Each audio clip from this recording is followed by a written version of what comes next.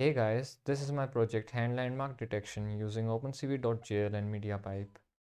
So in this project we detect hand landmarks using OpenCV.jl and Mediapipe, and we access Mediapipe using Python pycall, as we don't have Mediapipe's Julia bindings yet.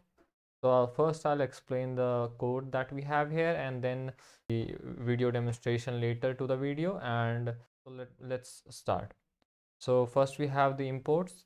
We import OpenCV.jl, which is available in the package registry. Then we have pycall.jl, which is used to call Python code from inside Julia.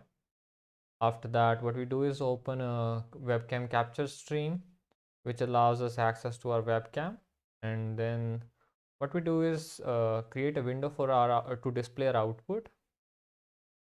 After that, what we have here is a Python code to call the Mediapipe, because its Julia bindings are not available yet. So we use pycall to basically kind of access those functions that Mediapipe Python version of it provides.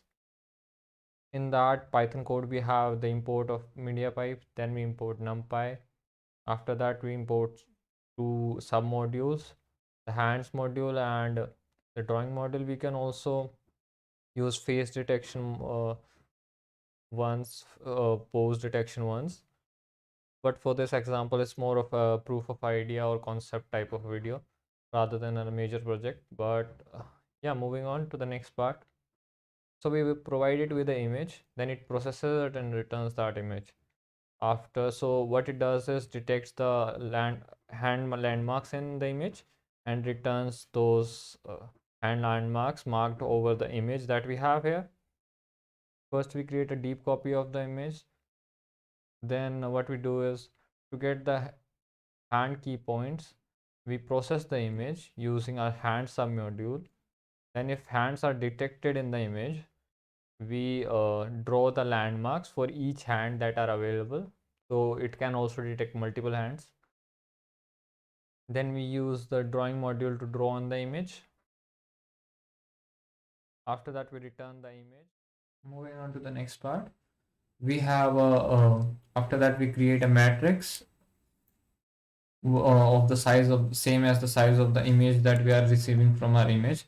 We create this matrix to store our final image, and it so that we don't have to recreate it again and again. We need to make this matrix to, because there will be rearranging of colors and dimensions. So for those manipulations, we have to create a matrix to save space. After that, we assign the Python function to a Julian name. It's more like a speed optimization more than anything. Then we create our usual while loop, which has a breaking condition. In this loop, what we do is read the image from the webcam. After that, what we can do is reverse the image if you want to flip it horizontally. We use reverse function to flip it horizontally, but it slows down, so I have commented it out. Then if the webcam stops for some reason, we handle that particular case in this part. After that, what we have is the rearrangement of dimensions of the image to feed into Python. So initially we have a dimension like this, 3 into 640 into 480. Then after rearrangement, we have something like 680 into 480 into 3. So there is a difference in how Python and Julia handles the images, so we have to make those changes accordingly. You could also have used permute names, but it slows down the process, so I didn't use it.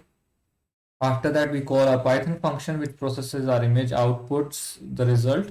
And after that, we have received the output. What we do is rearrange the dimensions back to the usual ones as we had before we process the image or rearrange the dimensions. Yeah.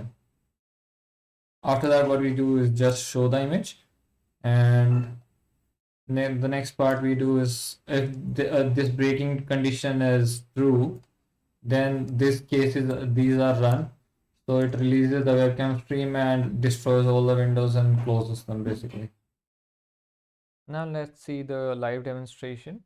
It's pretty accurate, but there is some delay in it because of the Python part of it mainly, and the call overheads. And it can detect multiple hands also, but let's stick to one hand only for now. I can just add another hand just so you know that it works, and it works pretty well. Yeah, that's about it for the live demonstration.